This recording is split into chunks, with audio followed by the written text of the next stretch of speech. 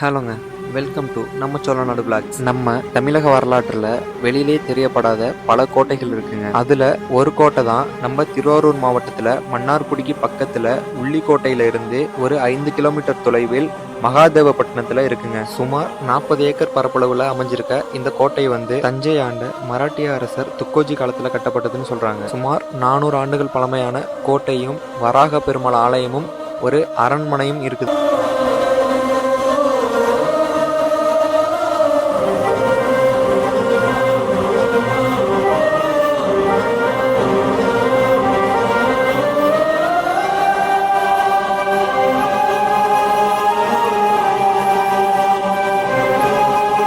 இவ்வளோ நாளாக இந்த கோட்டை கோவில் எல்லாமே சிதைந்து அழியும் நிலையில இருந்துச்சுன்னே சொல்லலாங்க. இப்போ இந்த கோட்டை கோவில் அரண்மனை எல்லாமே சீரமைப்பு பண்ணிட்டு இருக்கிறதுனால இந்த ஊர் மக்களுக்கு பெரும் மகிழ்ச்சின்னே சொல்லிக்கலாங்க. இந்த ஊர்லயே ஒரு பழமை வாய்ந்த சிவன் கோயில் ஒன்று இருக்கு.